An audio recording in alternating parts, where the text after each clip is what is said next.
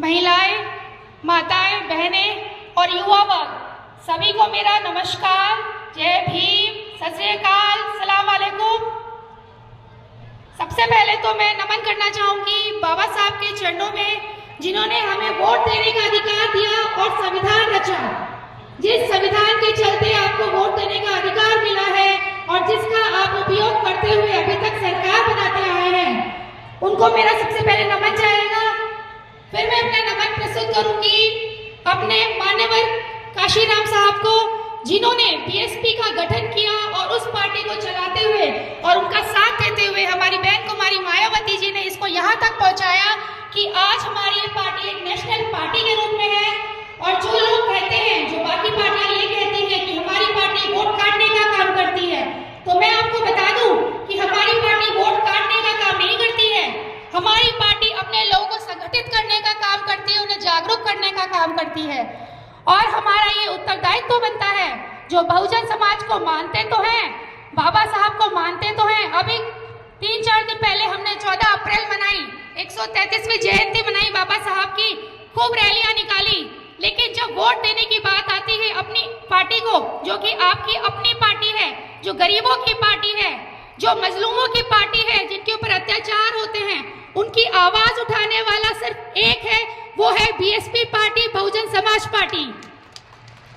तो जब हमारे ऊपर अत्याचार होते हैं, चाहे वो हमारे मुसलमान भाई हो, चाहे हमारे जाट भाई हो, मैं सभी 36 बिरादरियों की बात करूंगी, क्योंकि गरीबी सिर्फ एक बहुजन समाज पार्टी और बहुजन लोगों में नहीं है।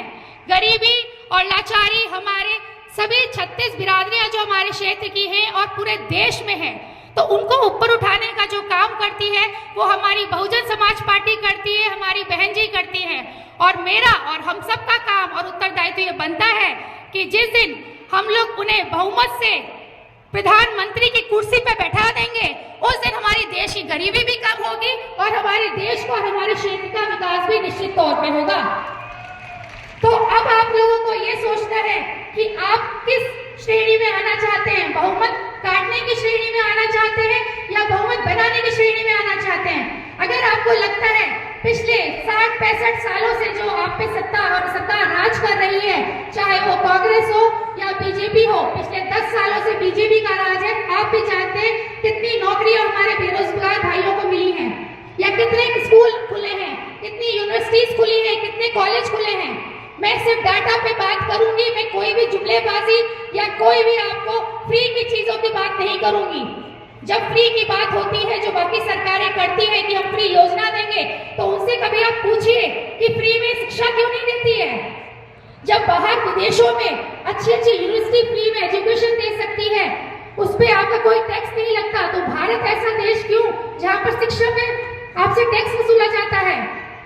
शिक्षा फ्री होनी चाहिए, रोजगार के नए नए क्षेत्रों में काम करने चाहिए। मैं भरतपुर क्षेत्र की प्रत्याशी हूँ, अंजिला जाटव, और मैं मुझ पे जो मायावती जी ने अपना आशीर्वाद दिखाया, मुझे इस योग्य समझाए कि मैं अपने जो मैंने शिक्षा प्राप्त की है, मैं उसका योगदान अपने क्षेत्र के विकास में कर सकूं। तो मैं चाहूंगी कि इस बार आप भरतपुर क्षेत्र और बाकी पूरे प्रदेश की बात मैं करूंगी और अपने देश की बात करूंगी, क्योंकि हमारा संकल्प और हमारा जो एक काम हमें करना है वो है, हम अपनी मायावती जी को, बहन कुमारी मायावती जी को प्रधानमंत्री बनाना है और सरकार में हमें उन्हें लाना है। लेकिन लोग सोचते हैं कि सरकार जो हमारे प्रदेश में चल रही है, 2 सरकारें हैं, एक बीजेपी और कांग्रेस, लेकिन आपने कभी तीसरी जो नेशनल पार्टी है हमारी बसपा पार्टी, उसको तो मौका ही नहीं दिया।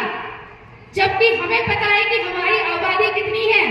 अगर हम सब एक साथ संगठित हो जाए तो कोई हरा नहीं सकता हमको।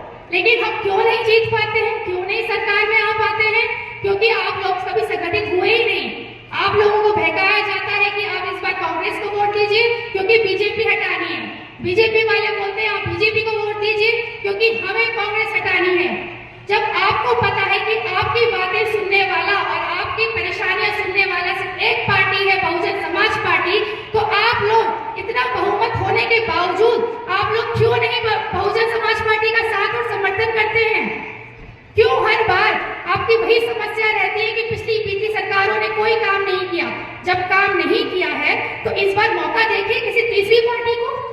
जो आपसे एक मौका मांगती है कि अगर वो मौका बीएसपी और हमारी बहन तुम्हारी मायावती जी को मिला तो जरूर जो विकास अभी तक नहीं हो पाए हैं वो 5 साल के अंदर, और मैं कहती हूँ 2-2.5 साल में वो काम करके दिखाएंगी। और हम सभी प्रत्याशी जो अपने जगह से खड़े हुए हैं, जिस क्षेत्र से खड़े हुए हैं, सभी काम वहां पर करने की पूरी तरीके से अपनी ताकत लगा देंगे।